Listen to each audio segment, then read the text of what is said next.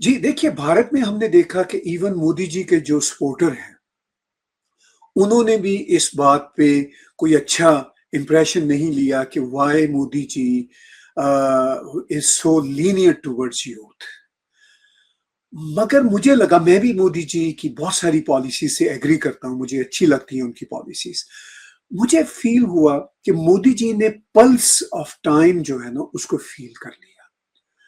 उन्होंने वक़्त की जिसे हम हिंदी में कहते हैं नब्ज़ पे हाथ रख लिया, महसूस कर लिया। अदरवाइज़ भारत में उनके ड्यूरिंग द थ्री टेन्योर बहुत सारे प्रोटेस्ट हुए।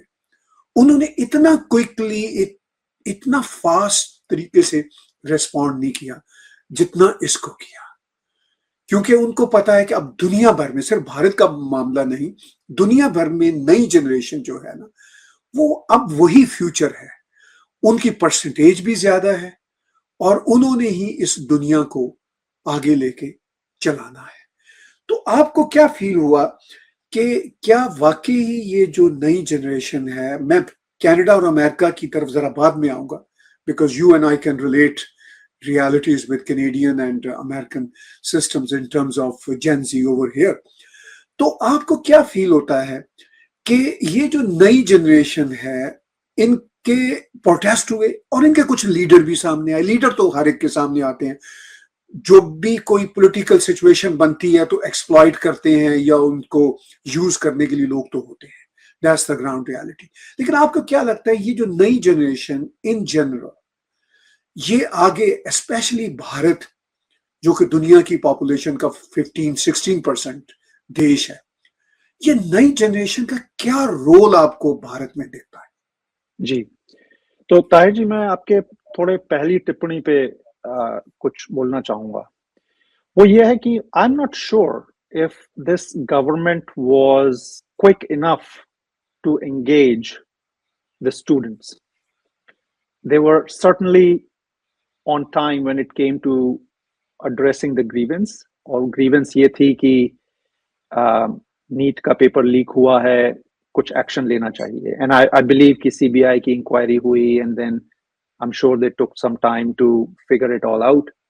लेकिन प्रोटेस्ट से रिलेटेड जो और बंदोबस्त किए जाने थे या किए जा सकते थे, again I don't know what was happening in the background on the streets इन दिल्ली।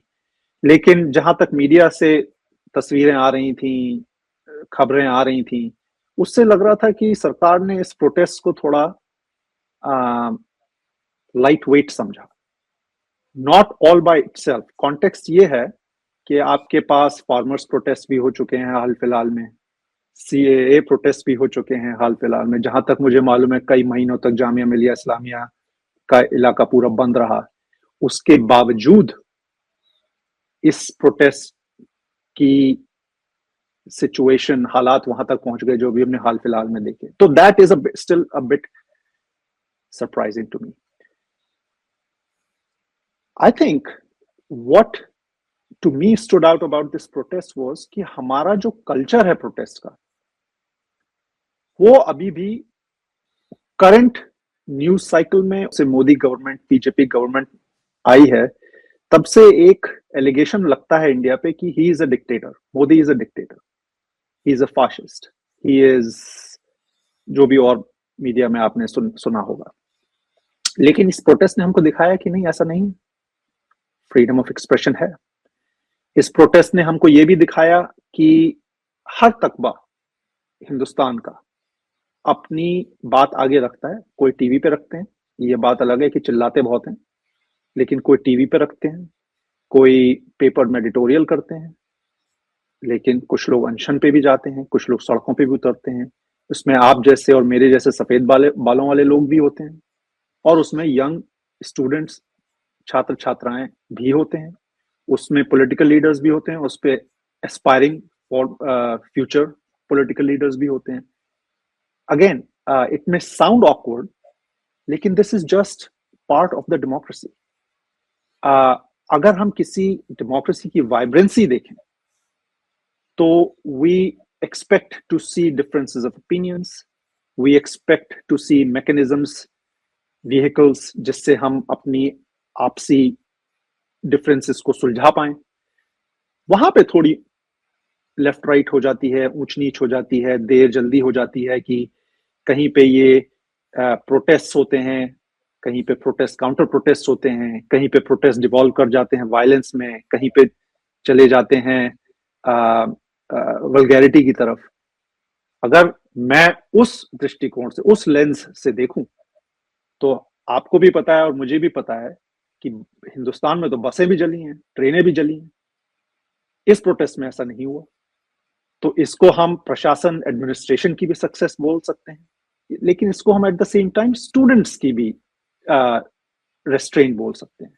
शायद प्रयास रहे होंगे, कोशिश रही होंगी कुछ एलिमेंट्स की उस क्राउड में कि वायलेंस हो, लेकिन बाय एंड लार्ज अगर आप देखें तो फिजिकल अब्यूज इतना नहीं दिखा हमें जितना पैस वायलेंस में। स्टोन पेल्टिंग नहीं दिखी हमको। ठीक है, बसें थोड़ी, पुलिस व्हीकल्स जलाई, थोड़ी और प्रॉपर्टी को डैमेज किया, लेकिन बाय एंड लार्ज मुझे लगता है कि this was a good show off street protest. Good in the sense that it has improved the culture of protest compared to what we have seen in the recent past. Can it be better? Oh, absolutely. अभी तो हमें बहुत चीजें सीखनी है कि youth को हमारे। तो I'm glad कि youth engaged है. Let me stop right there.